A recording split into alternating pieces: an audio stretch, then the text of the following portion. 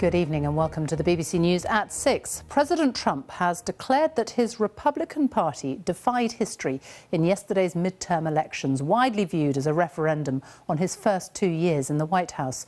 His party did indeed tighten its grip on the Senate, but the Democrats made gains too, taking back control of the House of Representatives for the first time in 8 years, which they say will mean more checks and balances on the Trump presidency. The elections were for Congress, America's lawmaking body, which is made up of 2 chambers, the House of Representatives and the Senate.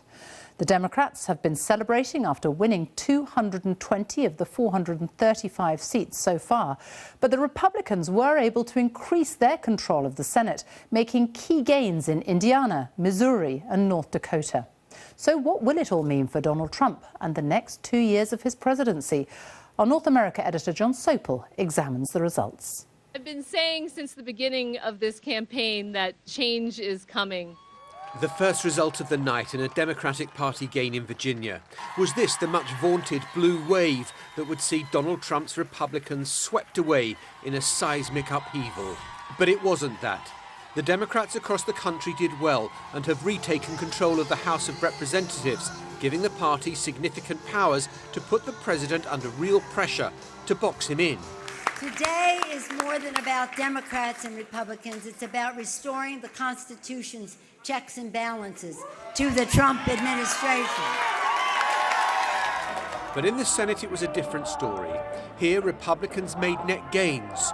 Where Donald Trump had campaigned most, Republicans won, like Senator Ted Cruz in Texas. This was an election about hope and about the future, and the people of Texas rendered a verdict that we want a future with more jobs and more security and more freedom.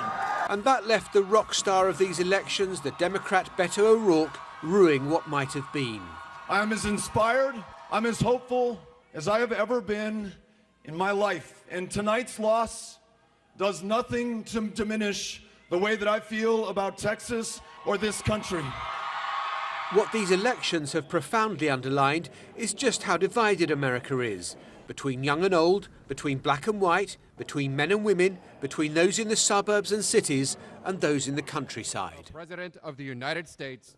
But that was last night. Today there's a new political reality. There'll now be real checks and balances on what the president will be able to do. Now is the time for members of both parties to join together, put partisanship aside, and keep the American economic miracle going strong. But he was irascible and took it out on CNN and other members of the media, familiar targets. That's enough. Put down the mic. Mr. President, are you worried about indictments coming down in this investigation? I'll tell you what, CNN should be ashamed of itself having you working for them. You are a rude, terrible person. You shouldn't be working for CNN. Go ahead. In Jim's defense, I've traveled with him and watched him. He's a diligent reporter who busts his butt. Well, I'm not like a big the rest fan of of yours either, so I understand. To be honest. So maybe it's exhaustion after a long campaign, but this didn't seem a president happy with the new political circumstances. John Sopel, BBC News, Washington. Well, the results across America may be divided, but there was one clear success, and that was for women. A record number of female representatives have been elected. Among them, the first Muslim women voted in, and the youngest woman ever elected to Congress, just 29 years old. JD'ASYFK has more. Warning her report contains flash photography. The face of Congress is changing. Election night saw a record number of women and minorities claim historic wins. We still believe America is... Native Americans, Muslims, and LGBT candidates ran groundbreaking campaigns that promised a new era of politics in America. An unprecedented number of female candidates ran for the first time. Alexandria Ocasio-Cortez in New York became the youngest woman elected to Congress. In a campaign ad, she said women like her weren't supposed to run for office. Last year, she was serving cocktails in New York, and now she is a prominent progressive voice. This is what is possible when everyday people come together in the collective realization that all our actions, no matter how small or how large, are powerful, worthwhile, and capable of lasting change. Democrats Rashida Tlaib in Michigan and Ilhan Omar in Minnesota became the first two Muslim women elected to Congress. Ilhan Omar, who came to the country as a refugee, is also the first Somali American in Congress. People are choosing hope over fear and unity over division. And it's a really exciting opportunity in a time when Somalis are on the Muslim ban to be sending a Somali refugee to Congress. Minnesota is sending a clear message. Throughout the night, it was clear that female voters were instrumental in big Democratic wins in the U.S. House of Representatives. College-educated women who were turned off by the president's history of sexist and racist remarks turned out in high numbers to flip Republican strongholds in suburban areas. But the president is stronger than ever with his base, particularly white voters in rural areas. And while Republicans didn't field as many female candidates, it was also a night of firsts for them. In Tennessee, Marsha Blackburn became the state's first woman elected to the Senate. They want leaders who are going to tackle the big problems. And they want leaders who are going to be there to work with the president. President Trump's rhetoric galvanized many women and minorities to get into politics for the first time.